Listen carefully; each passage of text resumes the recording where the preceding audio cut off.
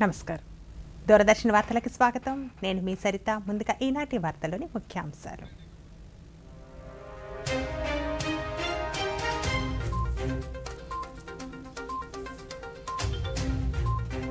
గువాహటిలో బ్రహ్మపుత్ర నదిపై కుమార్ భాస్కర్ వర్మ సేతును ప్రారంభించిన ప్రధాని నరేంద్ర మోదీ. 2026-27కు గాను మెరుగైన బడ్జెట్ను ప్రవేశపెట్టామన్న ముఖ్యమంత్రి నారా చంద్రబాబు నాయుడు. పట్టణాల రూపురేఖలు మార్చేందుకు 1,00,000 కోట్లతో అర్బన్ ఛాలెంజ్ ఫండ్కు కేంద్ర మంత్రివర్గం ఆమోదం. రేపు మహాశివరాత్రి పర్వదినాన్ని పురస్కరించుకొని రాష్ట్ర ప్రజలకు గవర్నర్ ఎస్ అబ్దుల్ నజీర్ శుభాకాంక్షలు. ఇక వార్తలోని వివరాలు. ప్రధానమంత్రి నరేంద్ర మోదీ అస్సాంలో 5,450 కోట్ల రూపాయలకు పైగా విలువైన పలు అభివృద్ధి ప్రాజెక్టులను ప్రారంభించారు. గౌహతిలోని బ్రహ్మపుత్ర నదిపై గౌహతి, ఉత్తర గౌహతిని కలుపుతూ 3,000 కోట్ల రూపాయలతో నిర్మించిన కుమార్ భాస్కర్ వర్మ సేతును ప్రారంభించారు. కామ్రూప్ జిల్లాలోని అమింగావ్లో ఐఐఎం గౌహతి తాత్కాలిక క్యాంపస్, ఈశాన్య ప్రాంతం కోసం నేషనల్ డేటా సెంటర్ను వర్చువల్గా ప్రారంభించారు. అలాగే దేశంలోని గౌహతి, నాగపూర్, భావ్నగర్, చండీగఢ్ నగరాలకు పీఎం ఈ బస్ సేవా పథకం కింద 225 ఎలక్ట్రిక్ బస్సులను రిమోట్ నొక్కి ప్రారంభించారు. అంతకుముందు దిబ్రూఘర్ జిల్లాలో జాతీయ రహదారి వెంబడి అభివృద్ధి చేయబడిన మెరన్ బైపాస్లో అత్యవసర ల్యాండింగ్ రన్వే ప్రారంభించారు. ప్రాంతం నిర్లక్ష్యానికి గురయ్యిందన్నారు. దశాబ్ద కాలంలో ఈశాన్య ప్రాంతంలో మౌలిక సదుపాయాలు, కనెక్టివిటీ రంగంలో అపూర్వమైన అభివృద్ధిని సాధించామన్నారు. 2026-27 ఆర్థిక సంవత్సరాలకు పన్ను వికేంద్రీకరణ కింద అస్సాంకు రికార్డు స్థాయిలో 49,725 కోట్ల రూపాయలు కేటాయించామన్నారు. कांग्रेस ने हमेशा नजरअंदाज किया. हम उस नॉर्थ ईस्ट की भक्ति भाव से सेवा कर रहे हैं. नॉर्थ ईस्ट हमारे लिए अष्टलक्ष्मी है. इस वर्ष का बजट अष्टलक्ष्मी के लिए बीजेपी एनडीए के विजन को और मजबूती देने वाला है. बजट में बहुत अधिक फोकस नॉर्थ ईस्ट को आर्थिक रूप से आत्मनिर्भर बनाने पर है. इस साल असम को टैक्स की हिस्सेदारी के रूप में लगभग 50,000 करोड़ रुपए मिलने वाले हैं. अभी आपने भारतीय शक्ति ऑपरेशन सिंदूर में भी देखी. ప్రధానమంత్రి నరేంద్ర మోదీ నేడు అస్సాంలో పర్యటించారు. ఈ ఉదయం ఢిల్లీ నుండి వాయుసేన విమానంలో బయలుదేరిన ప్రధాని దిబ్రూఘర్లోని మెరన్ బైపాస్లోని ఎమర్జెన్సీ ల్యాండింగ్ ఫెసిలిటీ ఈఎల్ఎఫ్ వద్ద ల్యాండ్ అయ్యారు. అస్సాం ముఖ్యమంత్రి హిమంత్ బిశ్వ శర్మ, అధికారులు, ప్రజలు ఈఎల్ఎఫ్ వద్ద ప్రధానికి ఘనంగా స్వాగతం పలికారు.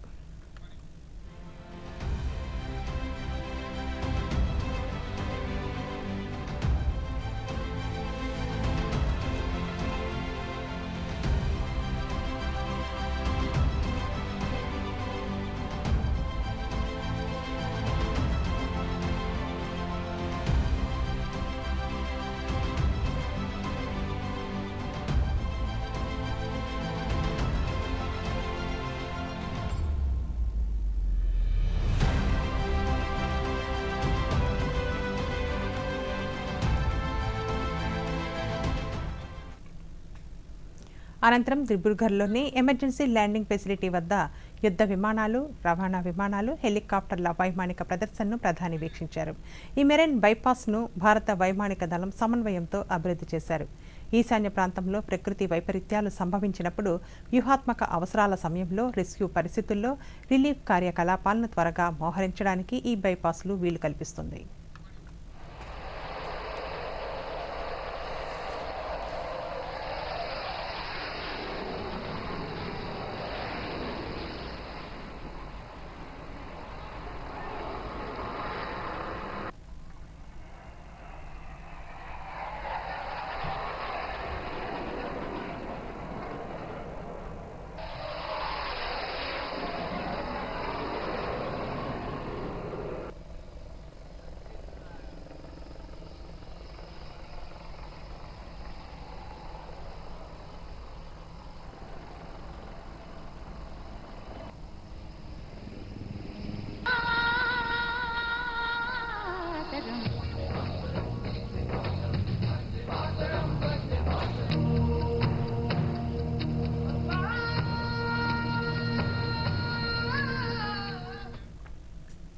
దేశవ్యాప్తంగా రవాణా మార్గాల అనుసంధానానికి 48,000 కోట్ల రూపాయలకు పైగా విలువైన ప్రధాన రైలు, హైవే ప్రాజెక్టులకు కేంద్ర మంత్రివర్గం ఆమోదం తెలిపింది. ఆ నిర్ణయాలను కేంద్ర రైల్వే సమాచార ప్రసార శాఖ మంత్రి అశ్విని వైష్ణవ్ మీడియాకు వెల్లడించారు. గుజరాత్లో 4,584 కోట్ల రూపాయలతో 4 లైన్ల మార్గంకు కేంద్ర కేబినెట్ ఆమోదం తెలిపిందన్నారు. నర్మదా, తాపీ, సూరత్ నగరాలను కలుపుతూ వెళ్లే ఈ మార్గం ఐక్యతా విగ్రహం, గిరిజన జిల్లాలకు కనెక్టివిటీని పెంచుతుందన్నారు. 3,175 కోట్లతో గూడే బెల్లూర్, మహబూబ్ నగర్ మధ్య 4 లైన్ల మార్గాన్ని విస్తరణతో పాటు 18,662 కోట్ల రూపాయలతో బ్రహ్మపుత్ర నది కింద దేశంలోనే మొట్టమొదటి under water twin tube road rail సొరంగ మార్గాన్ని కేబినెట్ ఆమోదించిందన్నారు. పట్టణాల రూపురేఖలు మార్చేందుకు 1,00,000 కోట్లతో అర్బన్ ఛాలెంజ్ ఫండ్కు కేంద్ర మంత్రివర్గం ఆమోదం తెలిపినట్లు పేర్కొన్నారు. 1 लाख करोड़ के सरकार के इन्वेस्टमेंट से टोटल 4 लाख करोड़ रुपए का इन्वेस्टमेंट आएगा अर्बन एरियाज के लिए। 1000 करोड़ रुपीस का गवर्नमेंट की तरफ से फंड रहेगा, साथ में बहुत सारे फंड्स इसके साथ जुड़ेंगे, फिर मिल के स्टार्टअप्स में इन्वेस्टमेंट का सिस्टम बनेगा। ये 1.0 फंड ऑफ फंड 2016 में लॉन्च हुआ था, उसमें साथ में जुड़े थे 145 फंड्स और जुड़े थे उसके साथ, और करीब 25,500 करोड़ रुपीस इन्वेस्ट हुए 1,370 स्टार्टअप्स। अब ये 2.0 में इस मोमेंटम को मेंटेन भी करना है। 2026-27 ఆర్థిక సంవత్సరానికి 3,32,205 కోట్ల రూపాయలతో రాష్ట్ర ఆర్థిక మంత్రి పయ్యావుల కేశవ్ శాసనసభలో బడ్జెట్ను ప్రతిపాదించారు. రెవెన్యూ వ్యయం 2,56,143 కోట్ల రూపాయలుగా అంచనా వేస్తున్నట్లు తెలిపారు. మూలధన వ్యయం 53,915 కోట్లుగా, రెవెన్యూ లోటు 22,002 కోట్ల రూపాయలుగా, ద్రవ్య లోటు 75,868 కోట్ల రూపాయలుగా అంచనా వేస్తున్నట్లు తెలిపారు. ఇక పోలవరం ప్రాజెక్టుకు 6,105 కోట్ల రూపాయలుగా, విద్యుత్ రంగానికి 13,934 కోట్ల రూపాయలు ప్రతిపాదించారు. బీబీజీ రామ్జీకి 8,365 కోట్ల రూపాయలు, విశాఖ ఆర్థిక ప్రాంతానికి 28,000 కోట్ల రూపాయలు, రాయలసీమ గ్లోబల్ హార్టికల్చర్ హబ్కు 30,000 కోట్ల రూపాయలతో మంత్రి బడ్జెట్ ప్రతిపాదించారు. పోలీసు శాఖకు త్వరలోనే 3,000 నూతన వాహనాలు అందిస్తామన్నారు. 22,002 కోట్లు కాగా ఆర్థిక లోటు సుమారు 75,868 కోట్లుగా ఉండవచ్చని అంచనా. ఇవి రాష్ట్ర స్థూల దేశీయోత్పత్తిలో వరుసగా 1.88 మరియు 3.84% ఉండనున్నాయి. ప్రతి ఓటు వెనుక ప్రజల ఆకాంక్షల్ని మనం నిరంతరం గుర్తుపెట్టుకోవాలి. వాటిని సాకారం చేసేందుకు ప్రతిరోజు ప్రతి క్షణం మనం కృషి చేయాలి. పరిపాలన అంటే అధికారం చెలాయించడం కాదు, ప్రజలకు సేవ చేయడం. ఈ బడ్జెట్ను మనం దీని పరిణామాన్ని బట్టి కాకుండా ఎంత నిబద్ధతతో 2026-27 ఆర్థిక సంవత్సరానికి గాను వ్యవసాయ బడ్జెట్ను రాష్ట్ర వ్యవసాయ శాఖ మంత్రి కింజరాపు అచ్చెన్నాయుడు ఈరోజు శాసనసభలో ప్రవేశపెట్టారు. వ్యవసాయ అనుబంధ శాఖలకు గాను మొత్తం 53,752 కోట్ల రూపాయలను ప్రతిపాదించారు. పట్టు పరిశ్రమకు 95 కోట్ల 87 లక్షలు, ఉద్యాన శాఖకు 1,123 కోట్ల రూపాయలను బడ్జెట్లో ప్రతిపాదించారు. రైతు సంక్షేమం, రాష్ట్ర ఆర్థిక వృద్ధికి ఉద్యాన రంగాన్ని అభివృద్ధి చేస్తున్నట్లు మంత్రి తెలిపారు.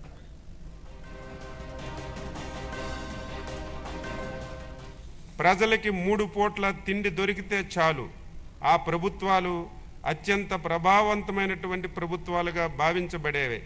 కానీ నేడు అంతకు మించి మన విజనరీ సీఎం గారు పురుగు మందులు, ఎరువుల అవశేషాలు లేని అధిక పోషక విలువలు కలిగిన పంటలను సాగు చేసి ప్రధాన లక్ష్యంతో వ్యవసాయ రంగాన్ని నడిపించడం జరుగుతుంది. అందుకు ప్రకృతి వ్యవసాయం, డిజిటల్ పద్ధతులు పాటించడం, సాంప్రదాయ పంటల నుంచి అధిక ఆదాయం చేకూర్చే పంటల సాగు వైపు పంటలను మార్పిడి ప్రోత్సహించడం, పండిన పంటలకు గిట్టుబాటు ధర కల్పించడం, పంట కోత అనంతర నష్టాలను తగ్గించడం. ప్రస్తుత పరిస్థితుల్లో మెరుగైన బడ్జెట్ను ప్రవేశపెట్టామని ఆంధ్రప్రదేశ్ ముఖ్యమంత్రి నారా చంద్రబాబు నాయుడు తెలిపారు. 2-3 ఏళ్లలో మరింత మెరుగైన బడ్జెట్ ప్రవేశపెడతామన్నారు. వ్యవసాయం, సేవా రంగాలకు ఎక్కువ ఆదాయం రావాలని 2-3 ఏళ్లలో అమరావతికి ఒక రూపు వస్తోందన్నారు. అమరావతికి పశ్చిమ బైపాస్తో యాక్సెస్ పెరిగిందని, ఇన్నర్ ఔటర్ రింగ్ రోడ్డుతో మరింత పెరుగుతుందని తెలిపారు. హార్టికల్చర్ హబ్కు 30,000 కోట్ల రూపాయలు కేటాయించడం పట్ల ముఖ్యమంత్రి హర్షం వ్యక్తం చేశారు.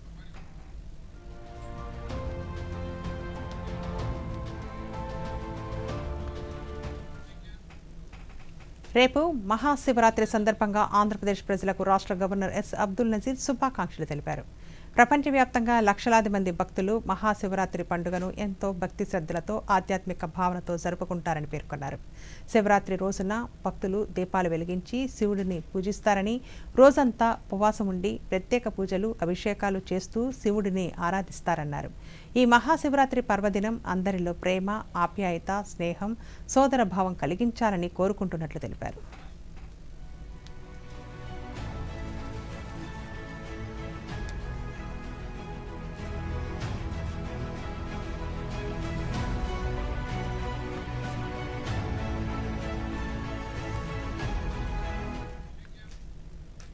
అమరావతిలోని ఎస్ఆర్ఎం విశ్వవిద్యాలయం ప్రత్యేక స్నాతకోత్సవంలో కేంద్ర మంత్రి అర్జున్ రామ్ మేఘ్వాల్ పాల్గొన్నారు.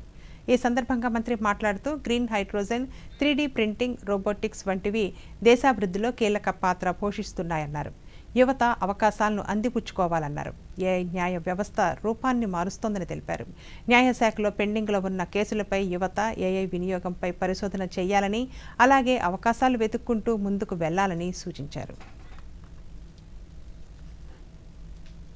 This ministry and some people are telling, some advocates are telling, some judges are also telling that sir, in some country it is going on. Okay, this is the facts of the case. AI will tell what should be the decision.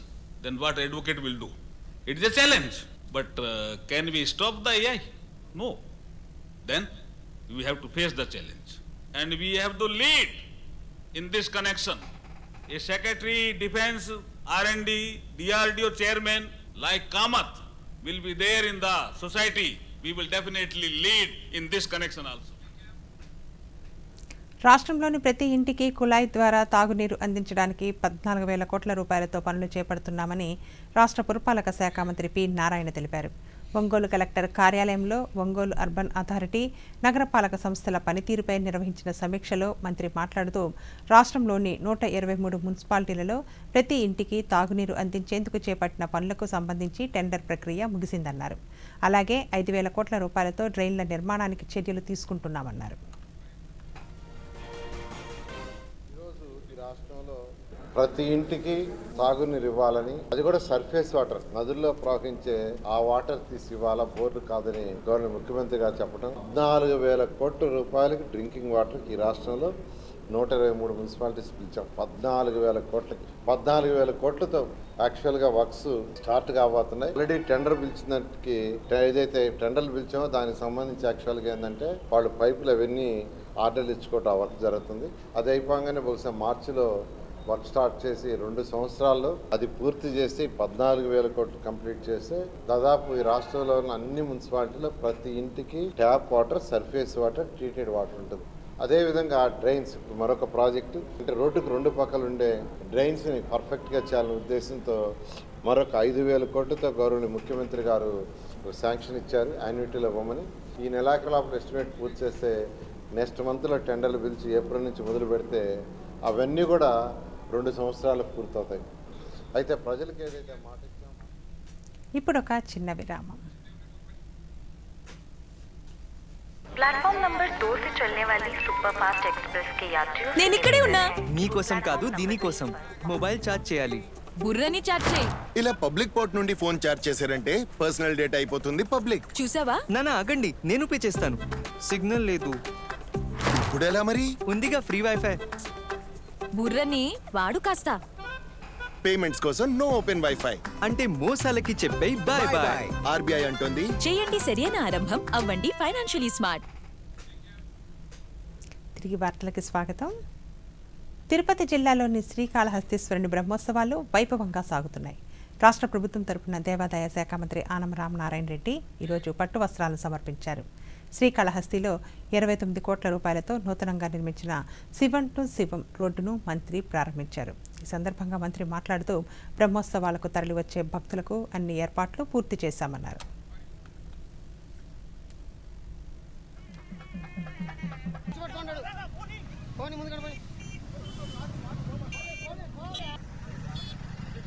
ఈ ప్రాంత భక్తుల యొక్క సౌకర్యార్థం, సామాన్య ప్రజల యొక్క సౌకర్యార్థం శివం నుంచి శివం వరకు, శివం టు శివం అనేటువంటి ఒక రోడ్డు నిర్మాణం చేయాలని చరిత్రలో ఎక్కడా లేనటువంటి విధంగా 42 కోట్ల రూపాయల ఎస్టిమేట్ ని 20 కోట్ల రూపాయలకు లోపలే కుదించి ఈ నిర్మాణం 20 కోట్ల రూపాయల లోపే దీన్ని పూర్తి చేసి ఇవాళ ప్రారంభించుకునేటువంటి ఒక మహత్తరమైన అవకాశం.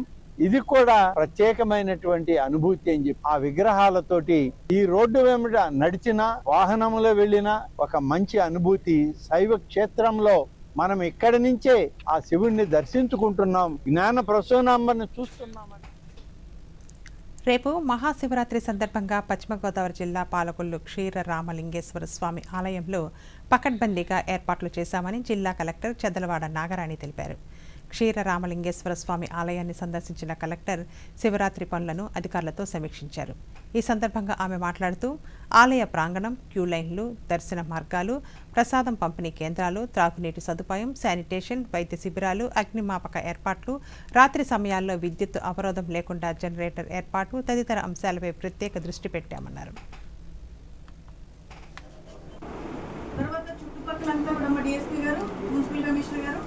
మీరంతా కూడా ఎంక్రోచ్మెంట్ అయ్యేవాళ్ళని, అడ్డదిడ్డాలుగా పార్క్ చేసేవాళ్ళని. రేపు మహాశివరాత్రి పర్వదినం సందర్భంగా ఉత్తరాంధ్ర జిల్లాల పరిధిలో ఉన్న శైవ క్షేత్రాలకు శ్రీకాకుళం నుండి ప్రత్యేక బస్సులు నడుపుతున్నామని శ్రీకాకుళం ఆర్టీసీ 1వ డిపో మేనేజర్ అమరసింహుడు తెలిపారు.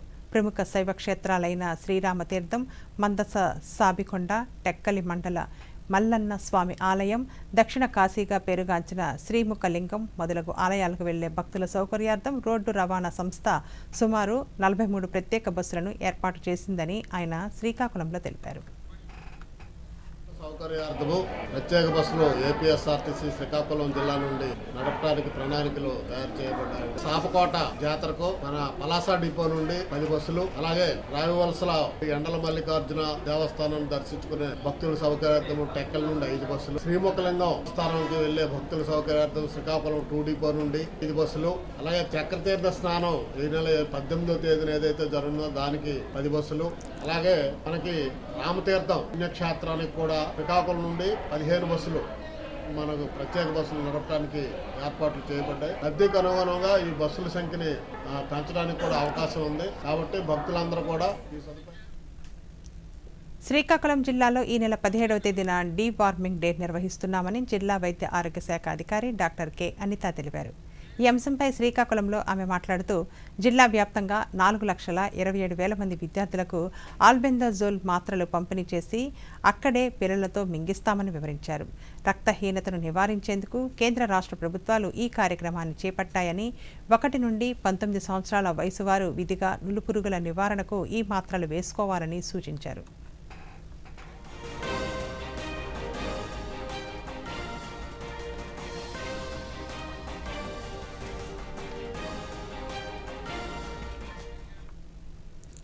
ఉమ్మడి ఆంధ్రప్రదేశ్ మాజీ ముఖ్యమంత్రి స్వర్గీయ దామోదరం సంజీవయ్య జయంతి సందర్భంగా తిరుపతి జిల్లా కలెక్టర్ డాక్టర్ ఎస్ వెంకటేశ్వర్ ఘనంగా నివాళులర్పించారు. ఈ సందర్భంగా కలెక్టర్ మాట్లాడుతూ కర్నూలు జిల్లాలో నిరుపేద కుటుంబంలో జన్మించిన సంజీవయ్య అత్యంత నిరాడంబరత, నిజాయితీతో ముఖ్యమంత్రిగా బాధ్యతలు నిర్వర్తించారన్నారు.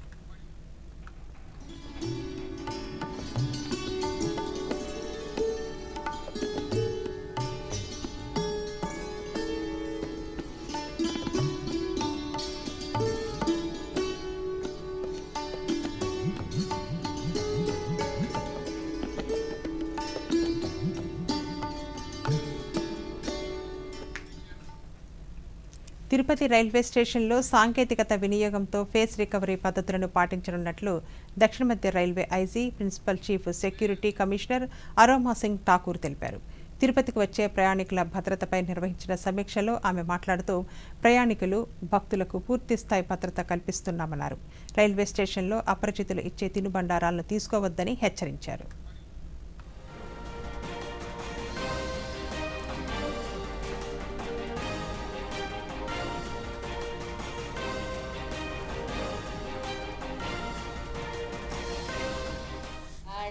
And then few CCTV cameras, few of them will also have the FRS, facial recognition system in those cameras. So if we have a good database of criminals in our database, then as soon as a criminal comes into our station premises and crosses any one of those FRS cameras, an alert will be generated. So with that we will have this thing of knowing whether our station is it free from criminals or is there some criminal lurking around, and then our staff can be alerted and they can take action. Because, we have been trying, especially for Tirupati area, Renugunta area, because there is a vacancy. Because now these days, whatever little thing happen, people quickly complain on Rail Madad or they make a Twitter complaint. మహిళలను ఆర్థికంగా బలోపేతం చేసే స్వయం ఉపాధి, సూక్ష్మ, చిన్న పారిశ్రామిక రంగాలలో ముందుకు తీసుకువెళ్లే లక్ష్యంతో ప్రత్యేక అవగాహన, నైపుణ్య వర్క్షాప్ను విజయవంతంగా నిర్వహించామని ఎన్టీఆర్ జిల్లా కలెక్టర్ డాక్టర్ జి లక్ష్మీసా పేర్కొన్నారు. ఇబ్రహీం మండలం గుంటుపల్లిలో పలు అంశాలపై శిక్షణ అందించారు. ఈ సందర్భంగా కలెక్టర్ లక్ష్మీసా మాట్లాడుతూ మహిళలు ఈ అవకాశాలను సద్వినియోగం చేసుకుని పారిశ్రామికవేత్తలుగా ఎదగాలని ఆకాంక్షించారు. కంగ్రాచులేషన్ తెలియజేస్తున్నాను. ఎందుకంటే రైస్ సెంటర్ ఎక్స్టర్న్ వచ్చేసి 6 నెలల నుంచి సక్సెస్ఫుల్ ఇటువంటి కార్యక్రమాన్ని నిరంతరంగా మీదకి తీసుకుని వస్తూ ఉంది. ఇప్పుడు మీకు కూడా అర్థమై ఉంటుంది, వర్క్షాప్ తర్వాత మినిమం ఒక 50% ఇక్కడ ఉన్న వాళ్ళు ఏదో ఒకటి పరిశ్రమ స్టార్ట్ చేయాలి. అంటే ఏంటి, ఒక పిజ్జా హట్, తర్వాత ఇది ఆ వ్యాపార సంబంధం చేస్తున్నారు, లేదా ఒక టీ కొట్టి, లేదా ఒకటి fried chicken, fried rice outlet, ఇటువంటివి చేసుకోవడానికి చాలా అవకాశం ఉంది. ఇది ఇంట్లో కూడా చేసుకోవచ్చు, కానీ ఇంట్లో మీరు ఇప్పుడు కూడా చేస్తున్నారు. కానీ దాన్ని ఆలోచించి ఒక పారిశ్రామికంగా చేస్తే ఆదాయం వస్తుంది. అప్పుడు మనం one family one entrepreneur. Tirupati జిల్లా శ్రీకాళహస్తిలో మహాశివరాత్రి బ్రహ్మోత్సవాలు వైభవంగా కొనసాగుతున్నాయి. ఆధ్యాత్మిక శోభతో నిర్వహిస్తున్న ఈ మహోత్సవాలలో సామాజిక చైతన్యాన్ని జోడించేలా బాల్య వివాహాలు నిర్మూలించాలంటూ భారత్ స్కౌట్స్ అండ్ గైడ్స్ భారీ ర్యాలీ నిర్వహించారు. బాల్య వివాహాలు వద్దంటూ నినదించారు. ర్యాలీని ప్రారంభించిన దేవస్థానం చైర్మన్ కె సాయి మాట్లాడుతూ చదువుకునే వయసులో వివాహాలను చేయడం చట్టరీత్యా నేరమన్నారు.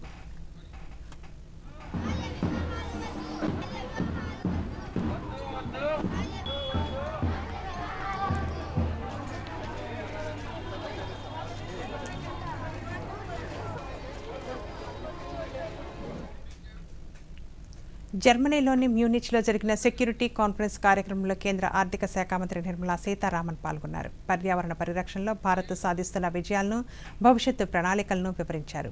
పర్యావరణ ప్రాజెక్టుల కోసం కేటాయిస్తున్న బడ్జెట్ గణాంకాలు కేవలం ఒక భాగం మాత్రమేనని, క్షేత్రస్థాయిలో భారత్ అంతకుమించి ఖర్చు చేస్తోందని ఆమె స్పష్టం చేశారు. ముఖ్యంగా పునరుత్పాదక ఇంధన రంగంలో భారత్ తన నిబద్ధతను చాటుతూ నిరంతరం పెట్టుబడులు పెంచుతోందని ఆమె వివరించారు. Climate from human actions. That is one thing we need to address, no doubt. But equally, countries like India are worried about communities which are affected by climate change, their livelihoods, their, let us say, future, the kind of massive disruptions they face because of relocating, going back because of the sentimental value that it is their own village, and so on. So the government is going to have to look at saving climate for itself, because that has long-term implication on all of us, and equally saving. ప్రపంచ దౌత్య రంగానికి Munich ఇప్పుడు కేంద్ర బిందువుగా మారిందని భారత విదేశాంగ శాఖ మంత్రి డాక్టర్ ఎస్ జయశంకర్ తెలిపారు. మ్యూనిచ్ సెక్యూరిటీ కాన్ఫరెన్స్లో భాగంగా జరిగిన అనంత ఆస్పెన్ రౌండ్ టేబుల్ సమావేశంలో డాక్టర్ ఎస్ జయశంకర్ పాల్గొన్నారు. ప్రస్తుత పరిస్థితులలో భారత్, జర్మనీ వంటి ప్రజాస్వామ్య దేశాల మధ్య సహకారం ఎంతో కీలకమని ఆయన పేర్కొన్నారు. Degree of continuity and a degree of reassurance. I mean, that was how I heard it, which was not change as something which was a very abrupt, a complete departure from everything, but really making the point that, look, a lot of things need to reflect the transformations which are underway, and that the US itself had changed and was going to approach a lot of issues and organizations and situations differently from the past. So I mean, to me, there was both sides of it, the continuity side and the change side, and frankly. ప్రధానమంత్రి మోదీ పారిశ్రామిక దార్శనికత పుదుచ్చేరిని తయారీ కేంద్రంగా మారుస్తుందని కేంద్ర హోంమంత్రి అమిత్ షా పేర్కొన్నారు. పుదుచ్చేరిలో తయారయ్యే ల్యాప్టాప్లను 70 దేశాలలో విక్రయించేందుకు మార్కెట్ను సృష్టిస్తున్నామన్నారు. కాంగ్రెస్ పాలనలో పుదుచ్చేరి అవినీతిలో కూరుకుపోయిందని, రానున్న 5 ఏళ్లలో వికసిత్ పుదుచ్చేరిగా మార్చేందుకు తమ ప్రభుత్వం కృషి చేస్తోందన్నారు.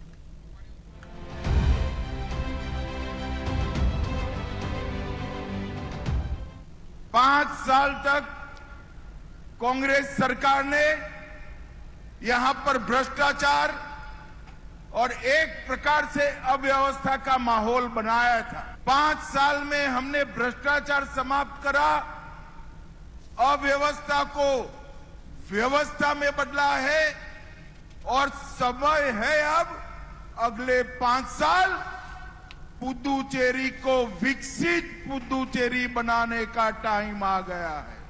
अगले 5 साल हम सब दृष्टि से पुदुचेरी को विकसित बनाने का संकल्प लेकर आगे बढ़ रहे हैं। हमारे नेता और देश के प्रधानमंत्री नरेंद्र मोदी जी ने यूरोपियन यूनियन और इंग्लैंड के साथ किए हुए फ्री ट्रेड एग्रीमेंट और अमेरिका के साथ किए हुए ट्रेड डील से हमारे పశ్చిమ ఆసియాలోనే మొదటిసారిగా నిర్వహిస్తున్న ఓపెన్ మాస్టర్స్ గేమ్స్ అబుదాబిలో భారత్ పతకాలను సాధించింది. ముఖ్యంగా పురుషుల హ్యామర్ త్రో విభాగంలో భారత్ ఏకంగా 2 పతకాలను కైవసం చేసుకుంది. భారత అథ్లెట్లు కిషోర్ కుమార్, చంద్రమోహన్ అద్భుత ప్రదర్శనతో స్వర్ణ పతకాన్ని సాధించారు. ఇదే పోటీలో 30 ఏళ్లు పైబడిన విభాగంలో మహమ్మద్ అన్సార్ కాంస్య పతకాన్ని కైవసం చేసుకున్నారు.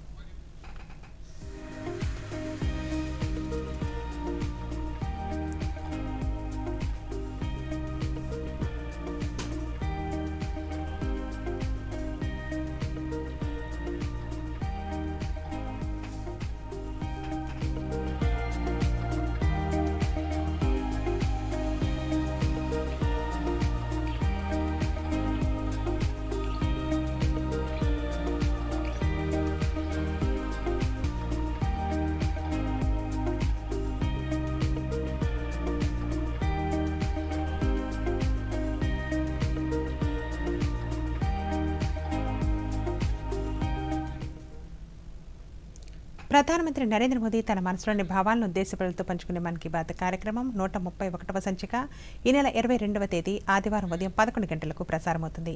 ప్రజలు తమ అభిప్రాయాలను నమో యాప్ ద్వారా కానీ స్వర సందేశాలను 1800111780 నెంబర్కు ఈ నెల 20వ తేదీలోగా పంపవచ్చు. అలాగే www.myzov.in వెబ్సైట్ ద్వారా కానీ 1922 నెంబర్కు మిస్డ్ కాల్ ఇవ్వడం ద్వారా తిరిగి మన మొబైల్కు వచ్చే సంక్షిప్త సందేశంలోని లింక్ ద్వారా కూడా అభిప్రాయాలను తెలియజేయవచ్చు. ఆకాశవాణి సమన్వయంతో దూరదర్శన్ ఛానళ్లు మన్ కీ బాత్ కార్యక్రమాన్ని ప్రసారం చేస్తాయి. ఈ కార్యక్రమ తెలుగు అనువాదం వెనువెంటనే దూరదర్శన్ సప్తగిరిలో ప్రసారమవుతుంది.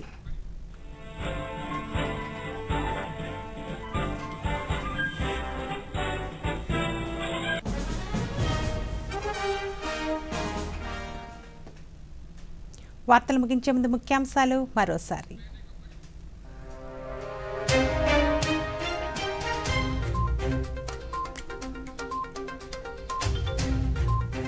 గువాహటిలో బ్రహ్మపుత్ర నదిపై కుమార్ భాస్కర్ వర్మ సేతును ప్రారంభించిన ప్రధాని నరేంద్ర మోదీ.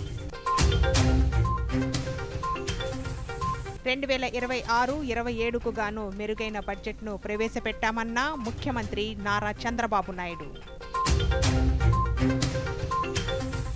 పట్టణాల రూపురేఖలు మార్చేందుకు 1,00,000 కోట్లతో అర్బన్ ఛాలెంజ్ ఫండ్కు కేంద్ర మంత్రివర్గం ఆమోదం. రేపు మహాశివరాత్రి పర్వదినాన్ని పురస్కరించుకొని రాష్ట్ర ప్రజలకు గవర్నర్ ఎస్ అబ్దుల్ నజీర్ శుభాకాంక్షలు. ఈ వార్తలు ఇంతటితో సమాప్తం. నమస్కారం.